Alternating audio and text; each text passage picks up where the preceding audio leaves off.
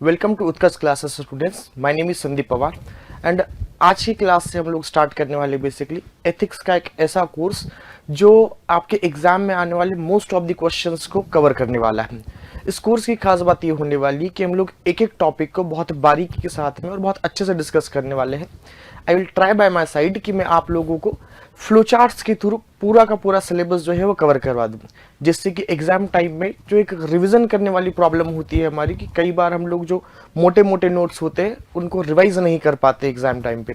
That is why we will try कि हम सारी चीज़ों को सिनॉप्सिस के थ्रू इतने अच्छे से कवर कर ले कि आपका जो टाइम ड्यूरेशन होता है इन बिटवीन पेपर्स उस गैप में ही आप क्या कर ले, पूरा का पूरा जो कोर्स हो आपका है, पूरा का पूरा जो एथिक्स पार्ट ए है आपका पेपर 4 का, उसको रिवाइज कर ले।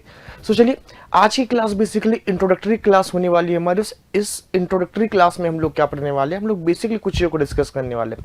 First of all we will discuss about the question paper, कि ये जो क्वेश्चन पेपर है हमारा दैट इज पेपर 4, इस पेपर में कौन कौन से इंपॉर्टेंट टॉपिक्स होने वाले हैं, इस पूरे के पूरे पेपर का पैटर्न क्या है, साथ ही साथ किसी एक टॉपिक को उठा के हम लोग ये देखने वाले हैं कि हम कैसे इन फ्यूचर इस कोर्स के थ्रू आपके सिलेबस को 1 बाय 1 कवर करने वाले हैं। So without any further delay चलिए स्टार्ट करते हैं चीज़ों को, और कुछ जो बारीकियां हम लोग डिस्कस करने वाले हैं बेसिकली, उन बारीकियों में यदि मैं बात करूं तो सबसे पहले देखिए, जब भी आप किसी पेपर की प्रिपरेशन कर रहे होते हैं, किसी भी पेपर को आप प्रिपेयर कर रहे हैं basically, so it is very necessary कि आप उस पूरे के पूरे पेपर का क्या जान ले, एक तरीके से नेचर जान ले।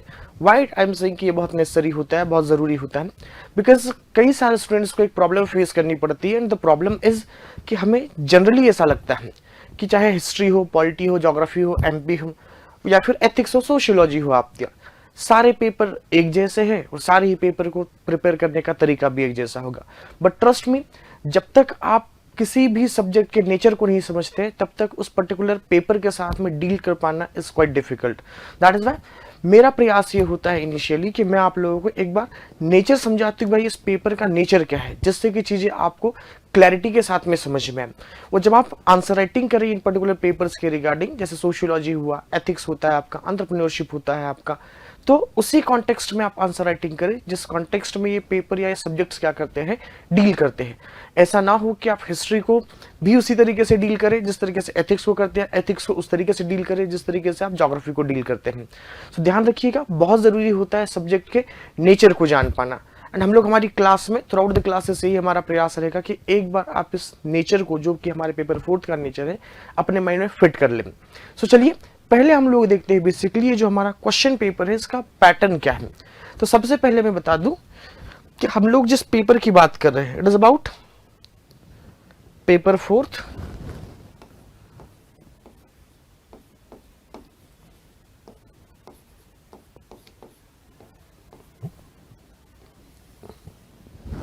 और ये जो पेपर 4 है हमारा, इसमें यदि आप देखेंगे तो आफ्टर 2024 जब से सिलेबस चेंज हुआ है तब से इस पेपर को 2 पार्ट्स में डिवाइड कर दिया गया है। 2 पार्ट्स में डिवाइड कर दिया गया इन द सेंस कि पहले यदि आप 2024 के पहले का सिलेबस देखेंगे तो आपको समझ में आएगा कि सर ये पूरा का पूरा पेपर जो होता था सिर्फ एक पार्ट में लिया जाता था और 200 वर्ड्स का, माफ कीजिएगा, 200 मार्क्स का क्या हुआ करता था, पूरा का पूरा पेपर हुआ करता था। बट आज की डेट में जब हम लोग इस पेपर को देखते हैं तो हमें देखने को मिलता है कि सर इस पेपर को एग्जामिनर ने या फिर एमपीपीएससी ने 2 पार्ट्स में क्या कर दिया है, तोड़ दिया है, part A and part B. Basically part A जो होता है इस पेपर का, इसको हम समझ के चलते हैं। मैक्सिमम स्टूडेंट से आप पूछिएगा तो 90% स्टूडेंट्स, इवन टीचर्स भी समझ के चलते हैं कि भाई paper 4 part A is about ethics. But trust me, that is why I am talking about nature of the paper और वी कैन से सब्जेक्ट। क्योंकि जब तक आप नेचर नहीं समझेंगे, यदि आप पूरे के पूरे पेपर 4 पार्ट ए को सिर्फ एथिक्स समझेंगे तो आप जो डिफरेंट डायमेंशन इस पेपर के, उन सारे ही डायमेंशन से आने वाले क्वेश्चंस को एथिक्स के पॉइंट ऑफ व्यू से क्या करेंगे, आप आंसर करेंगे। सो ये एक बहुत कॉमन मिस्टेक है जो कि मैक्सिमम स्टूडेंट्स में देखी जाती। तो सबसे पहले हम क्या करेंगे, सबसे पहले हम लोग ये जानने की कोशिश करेंगे कि सर ये जो पेपर है जिसमें हम लोग बात कर रहे हैं पेपर 4 पार्ट ए की, ये जो पेपर है सर, या फिर ये जो पेपर 4 पार्ट ए है, it is not just about ethics. सिर्फ एथिक्स की बात नहीं होगी इसमें। इसमें किन चीज़ों की बात होगी, तो इसमें और भी 2 सब्जेक्ट्स की बात होती है, 3 सब्जेक्ट्स की बात होती है। फर्स्ट ऑफ ऑल एक है हमारा पार्ट बी, चलिए इसको देखिएगा।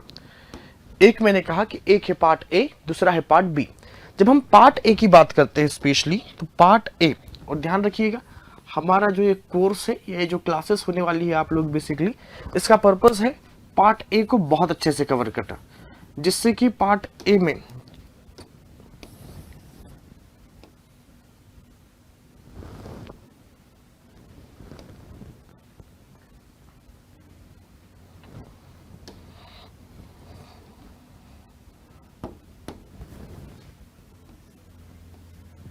जिससे कि पार्ट ए में होने वाली प्रॉब्लम्स बेसिकली स्टूडेंट्स को ना हो। तो चलिए हम बेसिकली इस कोर्स में पार्ट बी को डिस्कस नहीं करेंगे, बिकॉज हम लोग बात करने वाले हैं पार्ट ए की। इन paper fourth part A is about 3 disciplines. कितने सब्जेक्ट पढ़ना होते हैं हम लोगों को इसमें? 3 सब्जेक्ट्स पढ़ना होते हैं। The very first one is philosophy, second is about psychology, and third one is about public administration.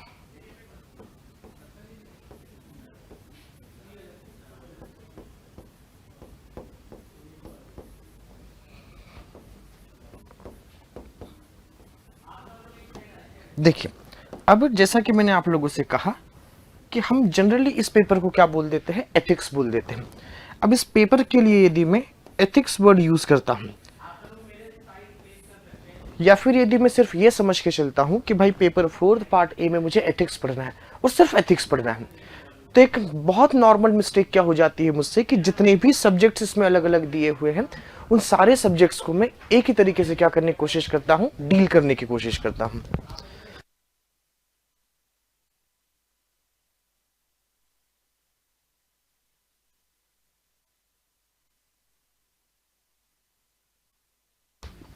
चलिए, तो हम क्या देख रहे हैं? बेसिकली ये देख रहे हैं कि एक बहुत जनरल मिस्टेक जो होती है हमसे, and the mistake is about कि आप पेपर फोर्थ को एथिक्स समझ रहे हैं और इसके जो डिफरेंट डिसिप्लिन्स है उनको कहीं ना कहीं हम लोग मिसअंडरस्टैंड कर जाते हैं। अब प्रॉब्लम क्या होने वाली है? प्रॉब्लम हमसे ये होती है सर फिर एग्जाम में कि जब फिलॉसफी का आंसर आया तो भी हम लोग एथिक्स का आंसर लिख रहे हैं, जब साइकोलॉजी का आंसर आया तो भी हम लोग आंसर लिख रहे हैं किस चीज का? एथिक्स का। अगेन जब पब्लिक एडमिनिस्ट्रेशन से क्वेश्चंस आते हैं आपको, तो आप पब्लिक एडमिनिस्ट्रेशन में भी क्या लिखते हो? अगेन आप बात करते हो एथिक्स की।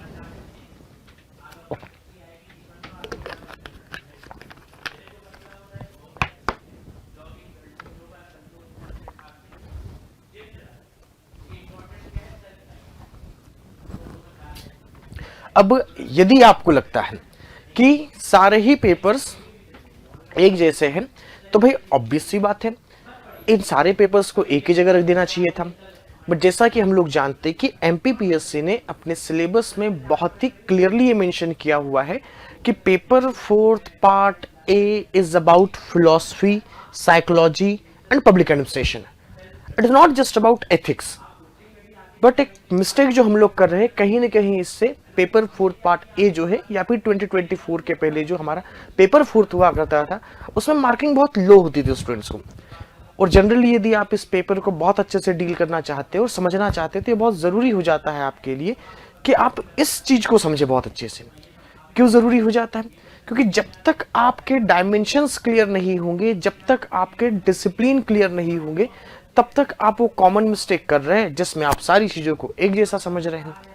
अब इससे दिक्कत क्या होगी भाई? दिक्कत ये होगी कि आप हिस्ट्री, पॉलिटी, ज्योग्राफी सारे सब्जेक्ट को एक ही तरीके से डील करेंगे। सेम उसी तरीके से आप पेपर फोर्थ को भी डील करेंगे। बट ट्रस्ट मी, बहुत जनरल ये चीज है कि आप फिलॉसफी के आंसर को फिलॉसफी की तरह लिखें, आप साइकोलॉजी के आंसर को साइकोलॉजी की तरह डील करें, एज वेल एज आप पब्लिक एडमिनिस्ट्रेशन के इसको क्या करें, सब्जेक्ट को पब्लिक एडमिनिस्ट्रेशन की तरह डील करेंगे। इससे क्या होगा कि आपकी मार्किंग भी इंक्रीज होगी, एज वेल एज देखा जाए तो आज की डेट में जो हमारा पेपर फोर्थ है, इसका पार्ट ए का सिलेबस बहुत वास्ट हो गया है। तो इस वास्ट सिलेबस में कैसे हम लोग ग्रेजुअली मार्क्स जो है इंक्रीज करेंगे, वो समझने वाले हैं हम लोग, या इस चीज को हम लोग देखने वाले हैं। ना चलिए अब मैं बात करूं, यदि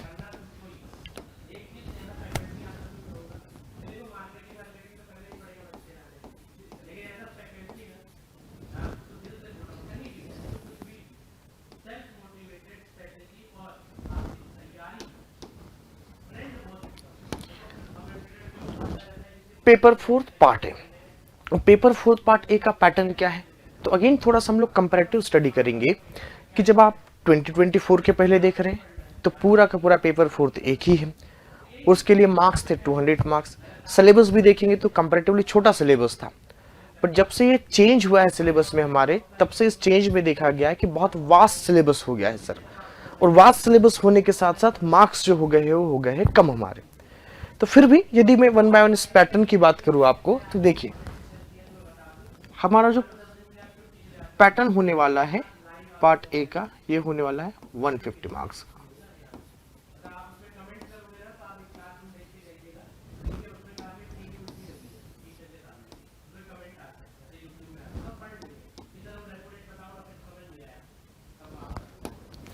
पेपर फोर्थ पार्ट ए कितने मार्क्स का है सर, 150 मार्क्स का है। और पहले यही सारी चीजें, इवन इससे बहुत कम चीजें जो हुआ करती थी, वो आपके 150 मार्क्स की जगह 200 marks.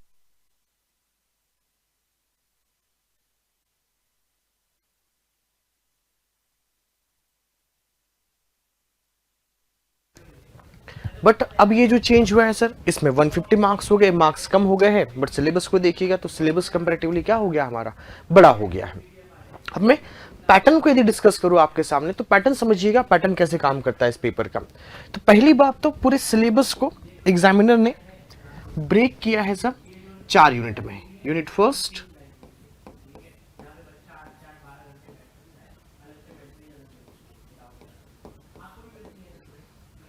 Unit second,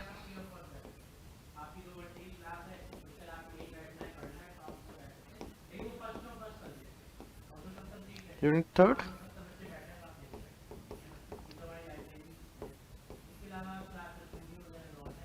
unit fourth,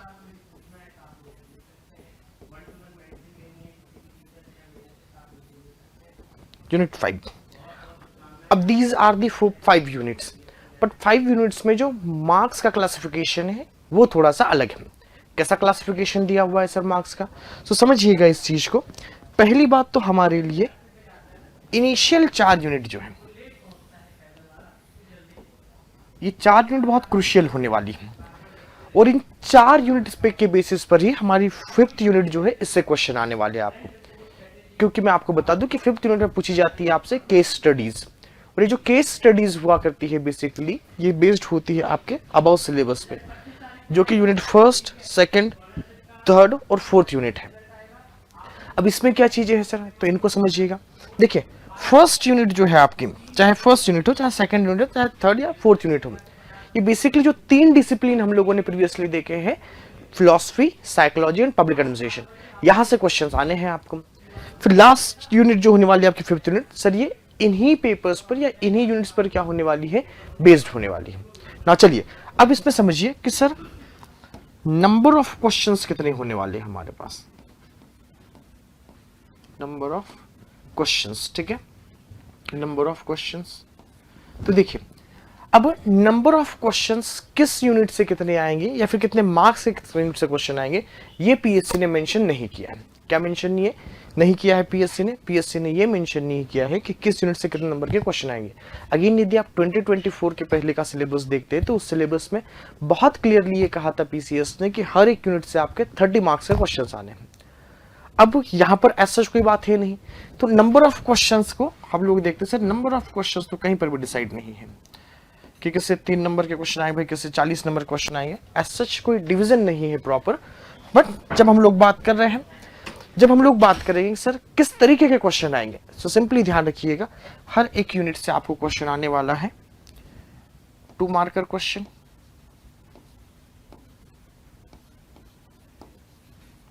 ठीक है। फिर आपको क्वेश्चन आने वाला है एक 7 मार्कर क्वेश्चन,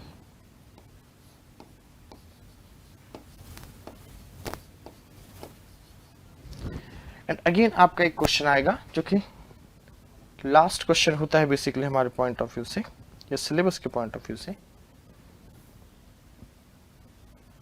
और ये क्वेश्चंस होते हैं आपके 11 मार्कर क्वेश्चंस। अब देखिए ये इनिशियली हम लोग बात करें सर इन 4 यूनिट से डील कर रहे हैं हम लोग। किन यूनिट से डील कर रहे हैं सर? इनिशियल 4 यूनिट से डील कर रहे हैं हम लोग। क्लियर? अब इसमें भी 2 मार्कर क्वेश्चंस कितने होंगे? सो देखिए यहां पर एक चीज समझनी पड़ेगी आपको कि सिर्फ वर्ड लिमिट कितनी होगी, फिर हम लोग समझेंगे नंबर ऑफ क्वेश्चंस कैसे होंगे और कितने होंगे। तो सबसे पहले इन चीजों को देखिएगा।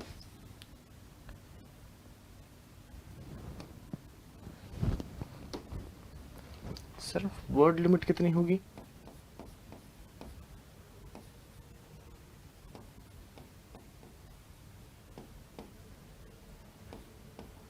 तो देखिए 2 मार्कर क्वेश्चंस के लिए हमारे पास होने वाले हैं 20 वर्ड्स, 7 मार्कर के लिए ऑलमोस्ट 50 वर्ड्स एंड 11 मार्कर के लिए हमारे पास में होंगे 200 वर्ड्स।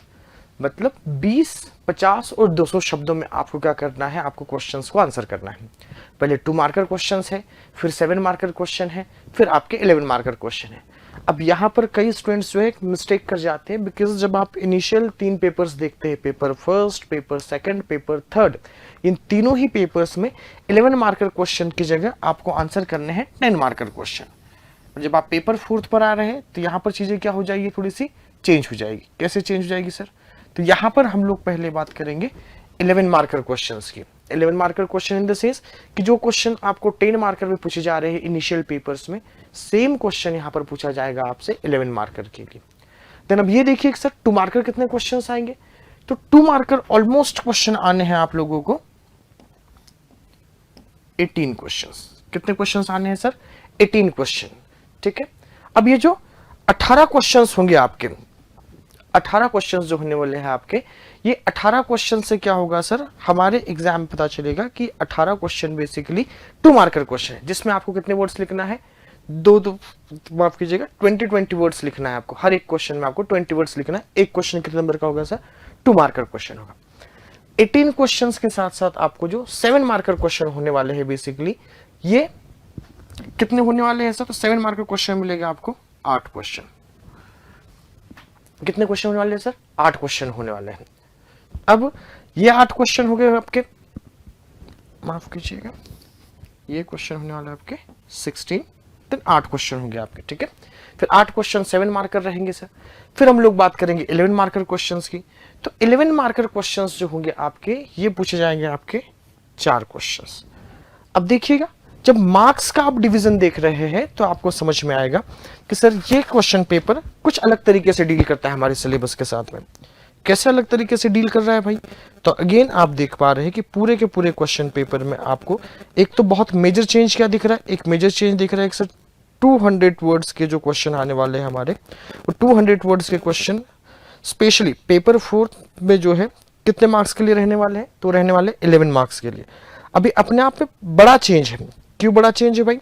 क्योंकि सीधी सी बात है, जब आप इस पर्टिकुलर चीज को देख रहे हैं तो आपको समझ में आ रहा है कि सर यहां पर वर्ड्स तो उतने ही लिखने हैं 200 वर्ड्स, बट मार्क्स क्या कर दिए है एग्जामिनर ने? बढ़ा दिए हैं। अब ये मार्क्स बढ़ाए क्यों है यहाँ पर, आपके इस चीज को भी समझिएगा। और इस चीज को बढ़ाने का जो सेंस है पीसीएस का, वो सिंपल सा ये है कि देखिए पेपर 4 जो होता है आपका, ये होता है कंपैरेटिवली आपका थोड़ा सा जो पेपर होता है, कैसा होता है सर? कॉन्सेप्चुअल पेपर होता है में।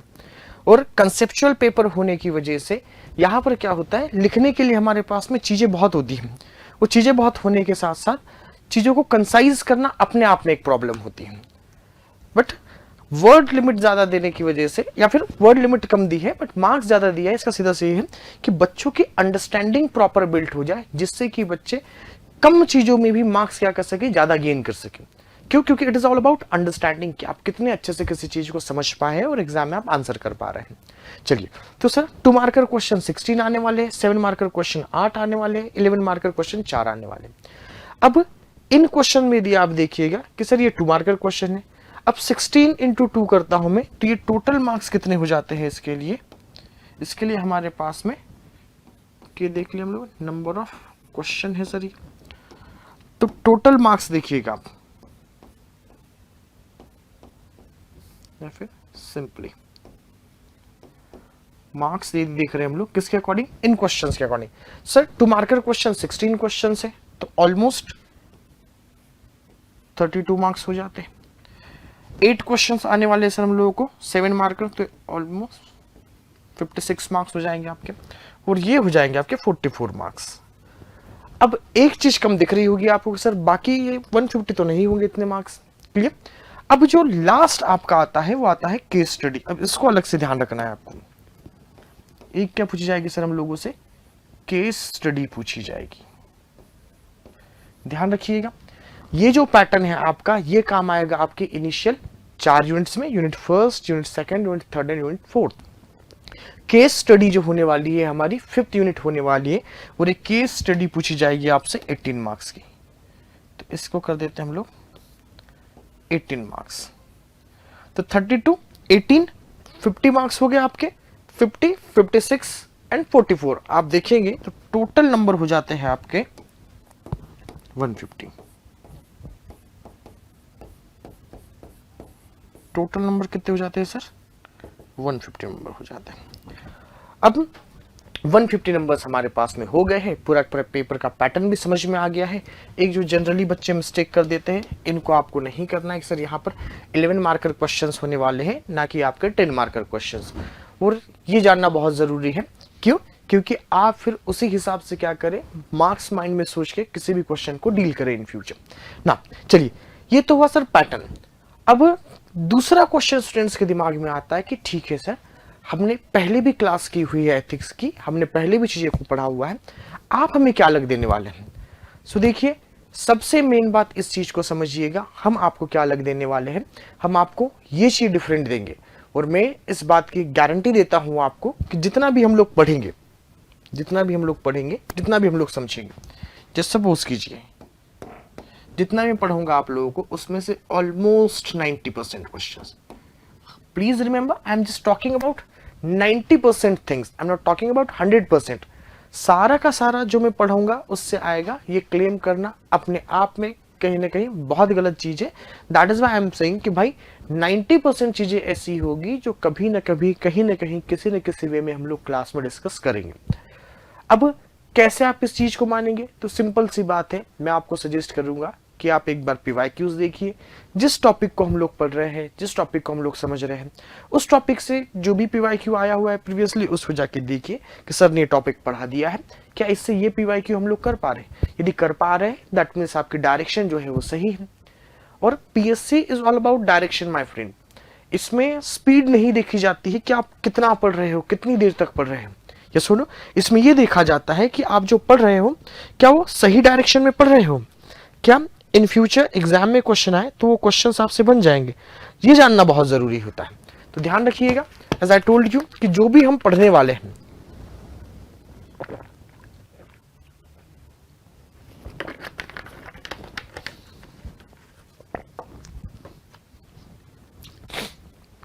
जो भी हम पढ़ने वाले हैं बेसिकली, इससे आपके कितने क्वेश्चंस बनने हैं सब, 90% क्वेश्चंस। बाकी जो ये 10% चीजें होती हैं,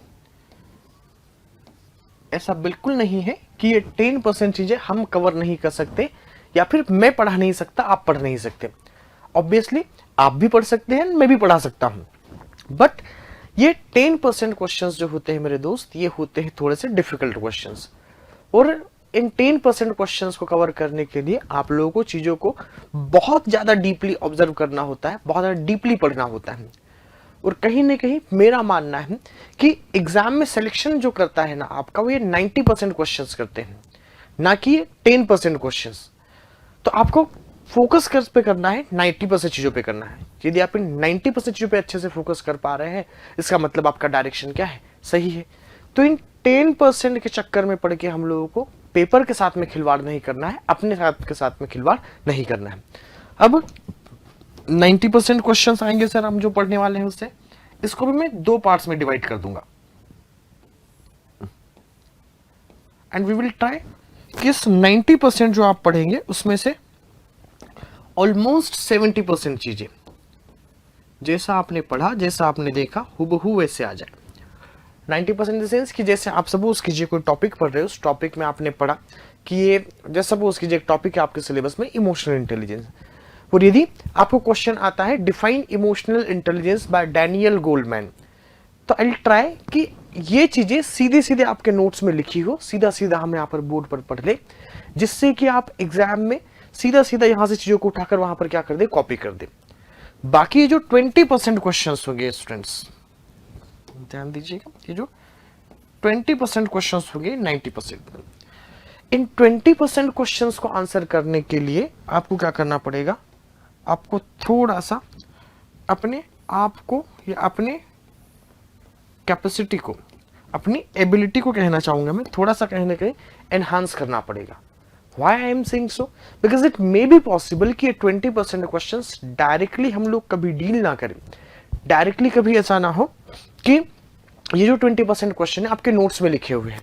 हाँ, बट ट्रस्ट मी, यदि आप क्लास बहुत अच्छे से अटेंड करते हैं, यदि आप सारी चीज़ों को 1 बाय 1 पढ़ते हैं, तो फिर इस चीज़ को कर पाना बहुत ईजी हो जाएगा आपके लिए। इस टाइप के क्वेश्चन का जैसे मैं एग्जांपल दूं, जैसे एक क्वेश्चन पूछा गया है आपसे previously, is it possible to make India corruption free. अब भाई, इंडिया को करप्शन फ्री करना पॉसिबल है कि नहीं है? जब भी करप्शन वाला टॉपिक को हम लोग डील करते हैं, तो इस बात को मैं इन बिटवीन कई बार दोहराता हूं कि आप कैसे इस क्वेश्चन को डील करेंगे।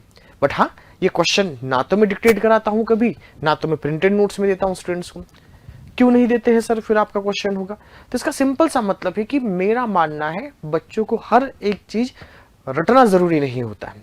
बच्चों के लिए जरूरी होता है कि वो उस लेवल तक अपनी थिंकिंग को लेके जाए, जिससे कि यदि इस टाइप के कोई भी क्वेश्चन आ जाते हैं तो उनको आप आंसर कर पाए। जैसे सपोज कीजिए, मान लीजिए यदि मैंने इस तरीके के 1-2 क्वेश्चन, 10 क्वेश्चन आपको आंसर भी करवा दिए, लिखा भी दिया भाई मैंने, तो होगा क्या इससे? इससे आप उन 10 क्वेश्चंस को, उन 20 क्वेश्चंस को तो डील कर पाएंगे, 10 से 20 क्वेश्चंस को तो आप डील कर पाएंगे। बट यदि उन 20 क्वेश्चंस के अलावा, उन 10 क्वेश्चंस के अलावा कोई 11th क्वेश्चन आ गया आपको, जो कि हमने नहीं लिखा है भाई नोट्स में, फिर उस क्वेश्चन से कैसे डील करेंगे आप? तो कहीं ना कहीं मेरा कंसर्न ये होता है कि स्टूडेंट की जो थिंकिंग एबिलिटी है, वो थिंकिंग एबिलिटी थोड़ी सी इंप्रूव हो जाए, जिससे क्या हो, जिससे कि वो इन 70% क्वेश्चंस को तो अटेंड करे ही करे, सीधा का सीधा जो आपके नोट से आने वाले हैं, इनको तो आपको अटेम्प्ट करना ही करना है। उसके अलावा इन 20% क्वेश्चंस को भी आपको छोड़ना नहीं है। ये 20% क्वेश्चंस भी आप अटेम्प्ट करें, ये मेरा मानना होता है। और ये 20% क्वेश्चंस आप रट के आंसर नहीं कर पाओगे। इन 20% क्वेश्चंस के लिए जरूरी है रीजनिंग, जरूरी है रैशनल थिंकिंग। यदि आप रीजनिंग नहीं कर पाते, यदि आप रैशनली नहीं सोच पाते हैं, तो फिर इन 20% क्वेश्चंस को डील करना थोड़ा सा क्या हो जाएगा, हमारे लिए डिफिकल्ट हो जाएगा। इसलिए हमारी कोशिश ये रहेगी कि हम सारी चीजों के साथ साथ 1 बाय 1 ये जो 20% चीजें हैं, ये जो 20% चीजें, ध्यान सुनिएगा, इन 20% चीजों को भी क्या कर ले, कवर कर ले।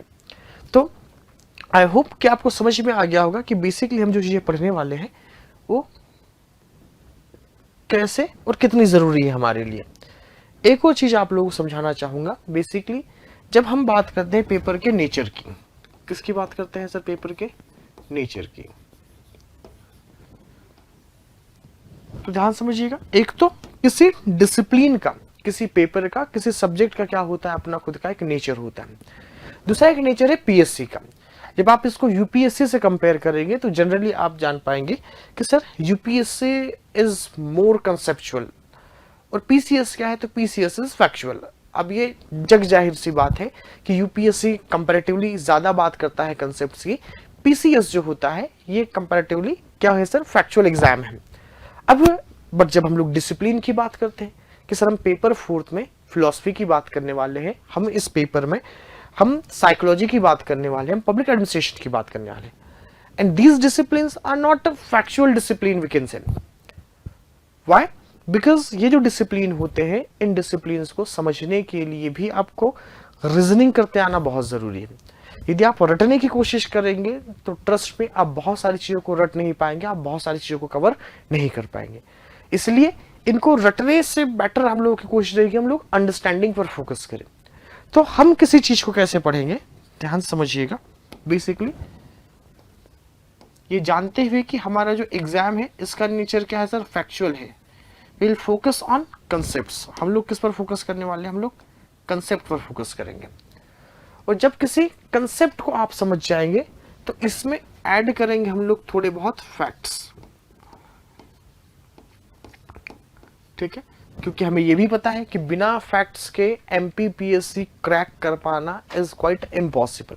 क्योंकि पीसीएस कितना भी क्लेम कर ले, कोई स्टूडेंट कितना भी क्लेम कर ले, कोई टीचर कितना भी क्लेम कर ले कि सर पीसीएस जो है अब क्या होते जा रहा है, कॉन्सेप्चुअल होते जा रहा है। मैं ये बोलने से पहले, इस बात पर विश्वास करने से पहले आप लोगों से एक रिक्वेस्ट करना चाहूंगा कि आप जाइए और पीवाईक्यूज देखिए, चाहे वो प्रीलिम्स हो चाहे वो मेंस हो। आप पीसीएस कोशिश जरूर कर रहा है अपने आप कंसेप्चुअल करने की, बट पिछले 10 साल के 20 साल के आप क्वेश्चन पेपर उठा के देखिएगा, वो 10-20 साल में नहीं कर पाया अपने आप को बहुत ज्यादा कंसेप्चुअल। दैट मीन्स क्या है सर, पीसीएस का नेचर ही फैक्चुअल है। तो चाहे आप कॉन्सेप्चुअल डिसिप्लिन पढ़ रहे हो, आप फैक्ट्स को अवॉइड नहीं कर सकते। दैट इज वाई हम कंसेप्ट पर फोकस करेंगे, देन हम लोग फैक्ट्स को ऐड करेंगे। इस तरीके से हम लोग एमपीपीएससी को क्या करेंगे सर, डील करेंगे। और एमपीपीएससी में स्पेशली यदि मैं बात करूं तो हम लोग बात कर रहे हैं पेपर 4 की। एमपीपीएससी पेपर 4 को क्या करेंगे सर, हम लोग डील करेंगे, जिसमें कुछ तो होंगे फैक्ट्स, कुछ तो होंगे सर कंसेप्ट्स, और वी कैन से कि सर मैक्सिमम होंगे कंसेप्ट्स, कुछ क्या होंगे फैक्ट्स होने वाले हैं। तो यहां तक की चीजें आपको ध्यान रखना है कि सर कॉन्सेप्ट की बात करेंगे हम लोग, फैक्ट्स की बात करेंगे हम लोग। Is that clear? Now in concept और फैक्ट को अमलगमेट करके ही हम किसको डिस्कस करने वाले हैं सर, एमपीपीएससी पेपर 4 को डिस्कस करने वाले हैं। अब चलिए हम वन बाय वन थोड़ा सा डिस्कस कर ले कि ये जो पेपर है आपका, देखिए पहले हमने क्या डिस्कस किया, पहले हम लोगों ने बेसिकली देखा कि पेपर 4 जो है 2 पार्ट्स में डिवाइडेड हो गया है आज की डेट में, part A part B. Part A जो होता है जिसे हम लोग इन जनरल एथिक्स बोल देते हैं सर, ये एथिक्स नहीं होता है। Paper 4 part A is about philosophy, psychology and public administration. अब मैं बार बार इस चीज को इसलिए रिपीट कर रहा हूं बिकॉज ये आपके दिमाग में डे फर्स्ट से ही फिट हो जाए कि we are not going through ethics only. हम लोग सिर्फ एथिक्स नहीं पढ़ रहे हैं, बेसिकली हम बात कर रहे हैं फिलॉसफी की, साइकोलॉजी की, पब्लिक एडमिनिस्ट्रेशन की। साथ ही साथ आपको ये भी ध्यान रखना है कि इसका पार्ट बी क्या है सर, एंटरप्रेन्योरशिप है।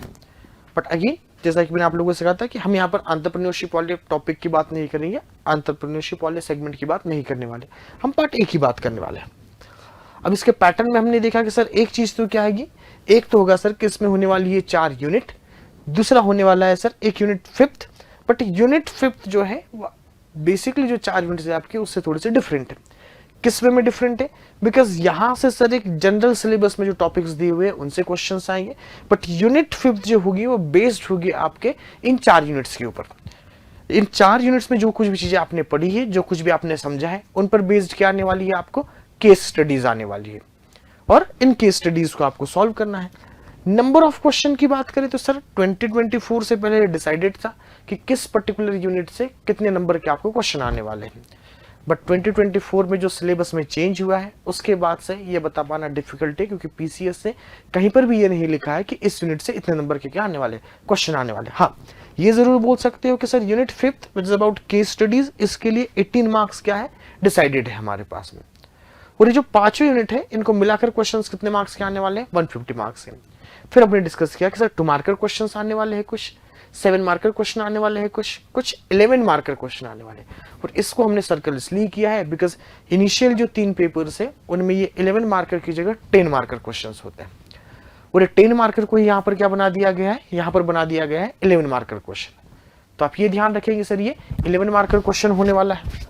साथ ही साथ आप जब वर्ड लिमिट देखेंगे तो वर्ड लिमिट में आपको समझ में आएगा सर 2 मार्कर क्वेश्चन में आपको 20 वर्ड्स लिखना है, 7 मार्कर क्वेश्चन में हमें 50 वर्ड्स लिखना है, और जो 11 मार्कर क्वेश्चन में उसमें 200 वर्ड्स लिखना है। यदि मैं बात करूं कि 2 मार्कर क्वेश्चंस कितने आने वाले हैं, तो आपको 16 क्वेश्चंस 2 मार्कर आने वाले हैं, आपको 8 क्वेश्चंस 7 मार्कर आने वाले हैं, साथ ही साथ आपको 11 मार्कर क्वेश्चंस जो आने वाले हैं वो 4 आने वाले हैं। तो इन टोटल केस स्टडीज को इंक्लूड करते हुए आपका जो पेपर नंबर हो जाता है बेसिकली ये कितने नंबर का हो जाता है, पेपर नंबर 4 हो जाता है आपके 150 मार्क्स का। कितने मार्क्स का हो जाता है, 150 मार्क्स का। फिर इसके बाद हमने इसके थ्रू ये जानने की कोशिश की कि सर इस क्लास में हम लोग क्या यूनिक करने वाले, आप कैसे बाकी टीचर से मान लीजिए या फिर बाकी जगह कहाँ से आपने पढ़ा होगा कहीं से यदि, तो उस चीज़ से डिफरेंट चीजें करने वाले हैं। हम बेसिकली इस कोर्स को परचेस क्यों करें, तो मैं कहना चाहूंगा दोस्त कि आई विल ट्राई कि 90% क्वेश्चंस जो हो एज इट इज आप एग्जाम में क्या कर पाओ, आंसर कर पाओ। 10% क्वेश्चंस पहले ही मैं बहुत ईमानदारी से आपको बता देता हूं कि 10% क्वेश्चंस ऐसे होंगे जो हो सकता है हम कवर ना कर पाए। और मैंने ये भी कहा आपसे, ऐसा नहीं है कि हम कवर नहीं कर सकते हैं। इसके पीछे रीजन क्या है कि सर बहुत सारी चीजें इन डेप्थ पढ़नी पड़ेगी, और पीसीएस में क्या पढ़ना है ये जानने से बहुत ज्यादा जरूरी होता है कि आपको ये पता हो कि क्या नहीं पढ़ना है ना। फिर हमने देखा कि सर ये जो 90% क्वेश्चन हमारे से टॉपिक से हम पढ़ने वाले उससे बनने हुए हैं बेसिकली, उसमें से भी 70% पेपर के जो होगा आपका, या 70% क्वेश्चंस जो होंगे ये कंपैरेटिवली क्या होंगे, इजी होंगे। ये होते हैं आपके इजी, जो आपको सीधा सीधा क्या हो जाएगा, आपको सीधा सीधा आपके नोट्स में, आपके क्लासेस में मिल जाएगा। 20% क्वेश्चंस जो होंगे सर, इनको कंपैरेटिवली आप मान सकते हैं कि दिस विल बी डिफिकल्ट। ये क्या होने वाले सर, थोड़े से डिफिकल्ट होने वाले हैं। अब क्यों डिफिकल्ट होने वाले हैं, क्योंकि ये सीधे सीधे नहीं बनेंगे हमसे। इनके लिए हम लोगों को क्या करना पड़ेगा, थोड़ा सा दिमाग लगाना पड़ेगा, थोड़ी सी रीजनिंग करनी पड़ेगी। And without reasoning in questions को सॉल्व करवाना क्या हो जाएगा सर, डिफिकल्ट हो जाएगा।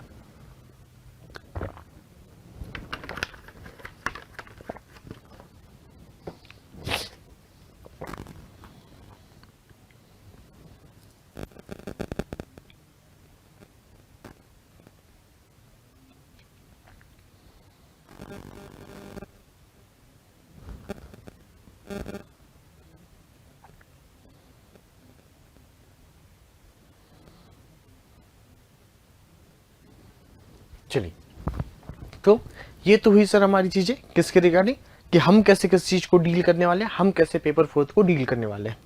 70% इजी क्वेश्चंस होंगे, 20% डिफिकल्ट क्वेश्चंस होने वाले हैं। नेचर कैसा होगा सर, तो पीएससी का नेचर जैसा मैंने कहा आप लोगों से कि फैक्चुअल नेचर है, बट हमारा जो डिसिप्लिन है, हमारा जो सब्जेक्ट है बेसिकली, उसका जो नेचर है सर कैसा है, कॉन्सेप्चुअल है। बट पीएससी की प्रिपरेशन कर रहे हैं, इसलिए विदाउट फैक्ट्स हम लोग बात ही नहीं कर सकते। तो कॉन्सेप्चुअल क्लैरिटी प्लस क्या हो जाते हैं, फैक्ट्स, इस वे में आपको एमपीपीएससी की प्रिपरेशन करनी होती है। अब ये जो प्रेप आप कर रहे हैं बेसिकली, इसमें हम लोग पेपर 4 की बात कर रहे हैं, तो हो सकता है कि आप कोई डिसिप्लिन पढ़ रहे हो, जैसे एमपी पढ़ रहे हैं, आप हिस्ट्री पढ़ रहे हैं, पॉलिटी पढ़ रहे हैं, तो ये सब्जेक्ट्स हो सकते हैं कि आपके कंपैरेटिवली ज्यादा क्या हो, फैक्चुअल हो। बट हमारा जो पेपर 4 है, ये कैसा पेपर है सर, ये कॉन्सेप्चुअल पेपर है। तो जब तक कॉन्सेप्चुअल अंडरस्टैंडिंग आप गेन नहीं करते हैं, तब तक इस पेपर के साथ में प्रॉपर डील कर पाना क्या है, डिफिकल्ट है। अब चलिए वन बाय वन हम लोग जो बात करेंगे, वो बात करेंगे यूनिट 4 की। ये जो 4 यूनिट बेसिकली इनकी बात करेंगे। तो देखिए, सबसे पहले यदि मैं फर्स्ट यूनिट की बात करूं सर, यूनिट फर्स्ट को हम डिस्कस करेंगे। तो यूनिट फर्स्ट आपकी बात करती है किसके बारे में सर, ये यूनिट फर्स्ट बात करती है फिलोसफर्स के बारे में।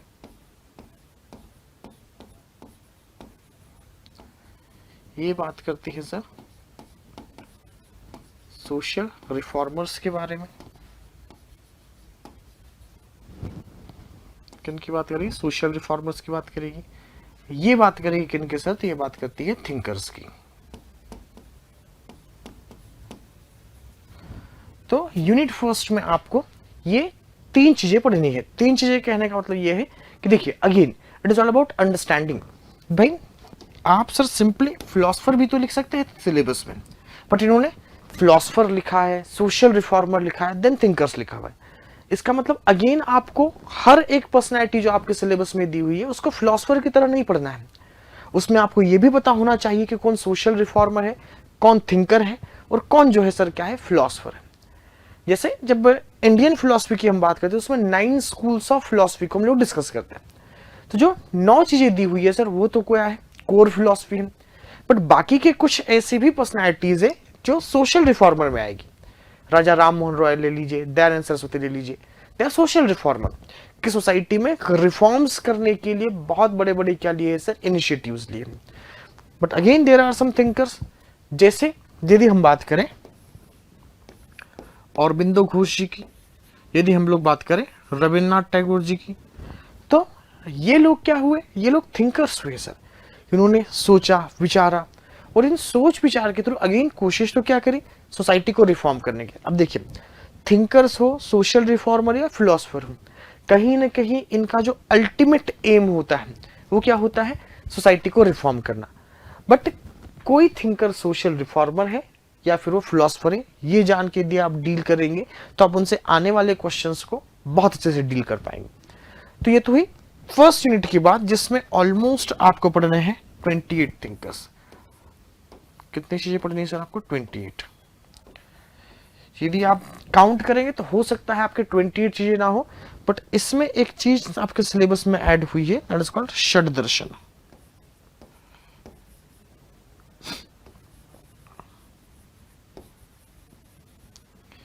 और ये अपने आप में 6 दर्शन है, 6 फिलोसफर्स या 6 फिलोसफीज हैं।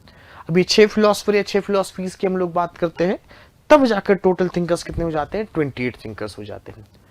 और अपने आप में ये जो यूनिट है सबसे ज्यादा इंटरेस्टिंग, सबसे ज्यादा vast, as well as sir सबसे ज्यादा मार्क्स देने वाली यूनिट है। उसका रीजन क्या है? सिंपल सी, देखिए आपने यदि पहले भी कभी पेपर 4 की क्लास ली है तो आपने देखा होगा कि सर सारी चीजें साइकोलॉजी, पब्लिक एडमिनिस्ट्रेशन समझने में तो प्रॉब्लम नहीं जाती है, as well as answer writing में प्रॉब्लम नहीं जाती है। पर जो प्रॉब्लम आती है वो प्रॉब्लम कहाँ पर आती है? फर्स्ट यूनिट में, जहां पर बात होती है थिंकर्स की, जहां पर बात होती है फिलोसफर्स की। रीजन क्या है इसका? रीजन बहुत सिंपल है कि इन यूनिट्स को, इन टॉपिक्स को समझना थोड़ा सा डिफिकल्ट है, क्योंकि कहा जाता है कि philosophy is a discipline for elders. किनके लिए डिसिप्लिन है सर? ये एल्डर्स के लिए है। और जिस एज में अभी आप और हम हैं, बेसिकली ये 50 तक नहीं पहुंचे हम लोग, तो 50 के बाद वाला सब्जेक्ट है। आप किसी भी फिलोसफर को देखिएगा तो उसको सेल्फ एक्चुअलाइजेशन, सेल्फ रियलाइजेशन के लिए थोड़ा सा टाइम लगता है, ये सुनो। तो फिर भी हम लोग कोशिश करें कैसे हम बिल्कुल लेमन लैंग्वेज में, कैसे इन कॉम्प्लेक्स फिलोसफीज को हम लोग बहुत इजी वे में क्या कर सकते हैं, समझ सकते हैं। तो इन चीजों को समझने की हम लोग क्या करने वाले हैं, कोशिश करने वाले हैं। सो बेसिकली अभी मैं वन बाय वन सारी चीजों को डिस्कस नहीं कर रहा हूं, क्योंकि जब हम लोग पढ़ेंगे तो सारी चीजें आपके सामने आ ही जाएगी। ओके ना, इसके अलावा यदि मैं बात करूं सेकेंड यूनिट की, इसके अलावा यदि मैं बात करूं सेकेंड यूनिट की, आपके सेकेंड यूनिट की बात करें,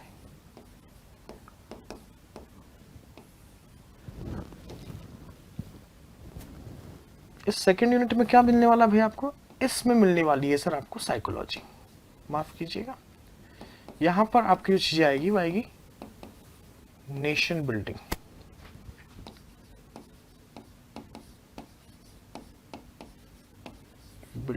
एंड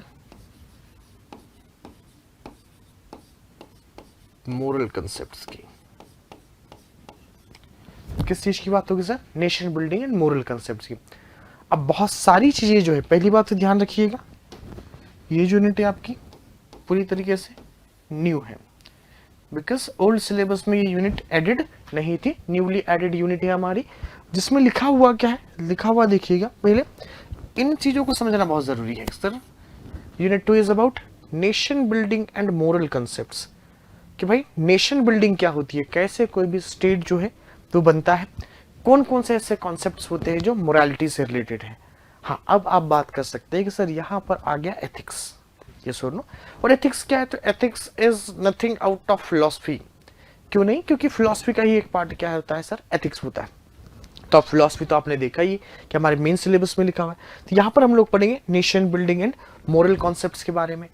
अभी जो नेशन बिल्डिंग वाली चीजें हैं, इस यूनिट को आप देखेंगे 2 पार्ट्स में डिवाइड किया हुआ है। सिलेबस में जाके देखेंगे जब आप चीजों को, तो 2 पार्ट्स में डिवाइड किया हुआ है। पहले पार्ट में सर नेशन बिल्डिंग की बात होती है, इसके एलिमेंट्स की बात होती है, एंड दूसरे पार्ट में किसकी बात होती है? मोरल कॉन्सेप्ट्स की बात होती है, कि भाई मोरल कॉन्सेप्ट में आपके गुडनेस क्या है, ये सुनो, वैल्यूज क्या होती है, इन सारी चीजों को हम लोग डिस्कस करेंगे।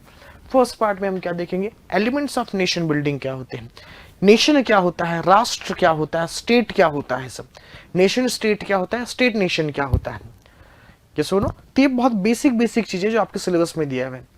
इसी यूनिट में बात की गई है सर कि आपके जो मिलिट्री ऑपरेशंस है वो कैसे फंक्शन करते हैं।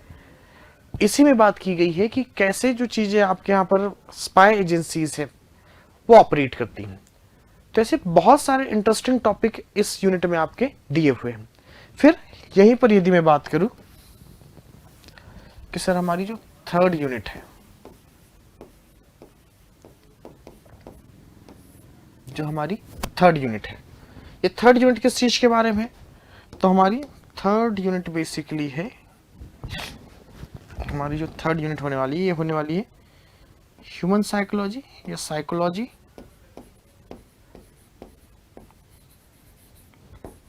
And behaviour. It is basically about human psychology and behaviour. अब थर्ड यूनिट में हम लोग ये दो चीजों की बात करेंगे। अब कोर साइकोलॉजी आपको स्टार्ट हो जाती है यूनिट 3 से। अभी तक आप फिलॉसफी पढ़ रहे थे, अभी तक आप थोड़ा सा पोर्शन आपने यूनिट 2 में क्या पढ़ा, पब्लिक एडमिनिस्ट्रेशन का पढ़ा, बट अब आप किसकी बात कर रहे हैं? अब बात कर रहे हैं आप साइकोलॉजी की। और यूनिट 3 में जितने टॉपिक्स लिखे हुए हैं, एटीट्यूड से लेकर मेंटल डिसऑर्डर्स तक, ये सारे के सारे टॉपिक डील करते हैं सर किस पोर्शन से? साइकोलॉजी वाले पोर्शन से। तो ये जो यूनिट होने वाली है आपकी, ये किसके रिगार्डिंग होगी? साइकोलॉजी एज वेल एज आपकी साइकी कैसे आपके बिहेवियर को अफेक्ट करती है, उसकी बात करेंगे हम लोग। तो ह्यूमन साइकोलॉजी टॉपिक्स की यदि मैं बात करूं यहाँ पर, तो आप देखिए टॉपिक कौन कौन से। सर पहला टॉपिक तो हमको मिलता है एटीट्यूड, कि एटीट्यूड क्या होता है। अब एटीट्यूड सुनने में बहुत अच्छा लगता है हम लोगों को, हम कई बार इस वर्ड को यूज भी करते हैं, बट कई सारे स्टूडेंट जिन्होंने पेपर 4 कभी पढ़ा नहीं है, उनको नहीं पता होता है कि सर एक्चुअल एटीट्यूड क्या होता है। देन हम लोग यहीं पर बात करेंगे एप्टीट्यूड की, कि एप्टीट्यूड क्या होगा। जब आप एप्टीट्यूड समझ पाएंगे तब हम समझेंगे सर फाउंडेशनल वैल्यूज क्या होती है, कि हम सिविल सर्वेंट तो बन गए, पर क्या हमारे अंदर एक सिविल सर्वेंट की वो फाउंडेशनल वैल्यूज है जो होनी चाहिए?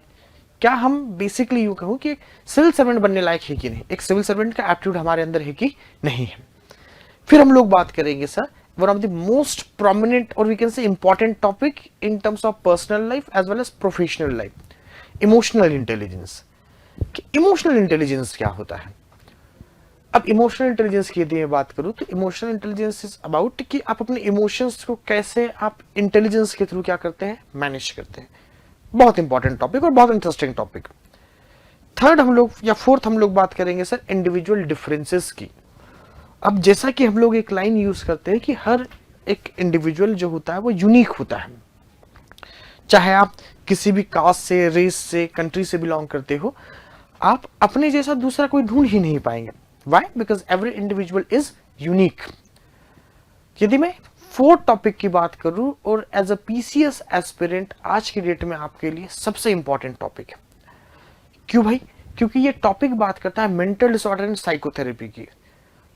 और यदि मैं कहूं तो according to me it is one of the most necessary topic, क्योंकि इंडिया में बेसिकली मेंटल हेल्थ को कभी भी बहुत ज्यादा इंपॉर्टेंस दिया नहीं जाता है, और हमारे मेंटल हेल्थ या मेंटल इलनेस एज सच कोई प्रॉब्लम होती भी नहीं है। बट आप इस यूनिट में जानेंगे कि सर मेंटल हेल्थ जो है वो अपने आप में कितना बड़ा इशू है, या कितनी बड़ी क्या है बेसिकली प्रॉब्लम है। जब आप एक बार इस चीज को समझ जाएंगे तो ध्यान रखिएगा, नेक्स्ट टाइम आपको किसी भी तरह के मेंटल हेल्थ इश्यू से डील करने में क्या होगी, आसानी होगी, और आप इजीली समझ पाएंगे किसी भी प्रॉब्लम को। यदि कोई मेंटली इल है, यदि आप किसी तरीके से प्रॉब्लम में पड़ जाते हो, तो आप इजीली क्या करेंगे, समझ पाएंगे। साथ ही साथ सिर्फ इन बीमारियों को या फिर इन मेंटल डिसऑर्डर्स को ही नहीं हमको पढ़ना है, इसके अलावा जो साइकोथेरेपी होती है जिसके थ्रू इन मेंटल डिसऑर्डर्स का क्या किया जाता है, ट्रीटमेंट किया जाता है, ये हमको पढ़ना है। फिर हम लोग बात करेंगे इस यूनिट के बाद में सर यूनिट 4 की, and unit 4 will be your last unit. क्यों लास्ट बोल रहे हैं हम लोग भाई इस यूनिट को? बिकॉज ये जो यूनिट है सर, ये कौन सी यूनिट होने वाली है हमारी? 4th यूनिट होने वाली है। और ये जो 4th यूनिट है हमारी, ये क्या होने वाली है सर? लास्ट यूनिट होने वाली है, जिसमें हम लोग बात करेंगे मोरल वैल्यूज इन एडमिनिस्ट्रेशन की।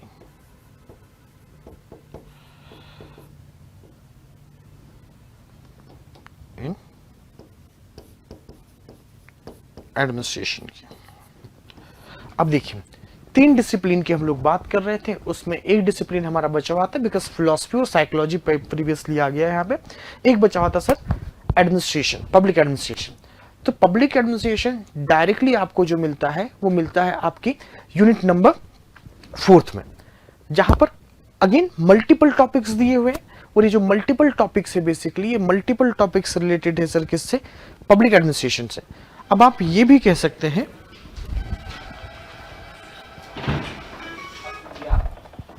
भूया जो शब्द है ना,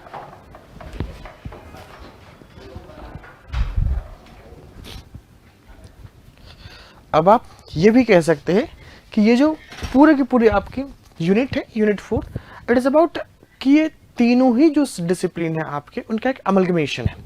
इसमें आपको फिलॉसफी भी मिल जाएगी, इसमें आपको साइकोलॉजी भी मिल जाएगी, इसी में आपको क्या मिल जाएगा, तो इसी में आपको मिल जाएगी सर पब्लिक एडमिनिस्ट्रेशन।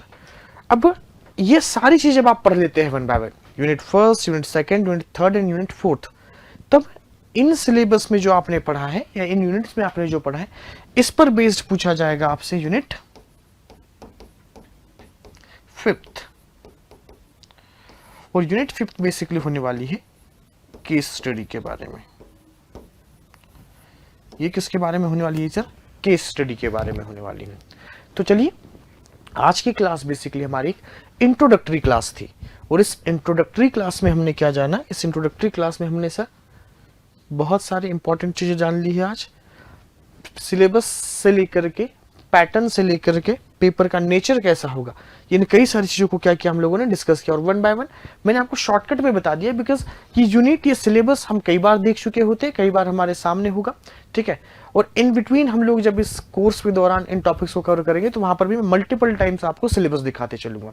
तो इसमें बहुत ज़्यादा टाइम वेस्ट करने की जरूरत है नहीं, इसलिए हमने शॉर्टकट में समझा इंट्रोडक्टरी क्लास में कि सिलेबस क्या होने वाला है, कैसे हम लोग इस पूरे कोर्स में पेपर 4 पार्ट ए के साथ में डील करने वाले हैं। तो चलिए, आज के लिए इतना ही, मिलते हैं नेक्स्ट क्लास में। Thank you.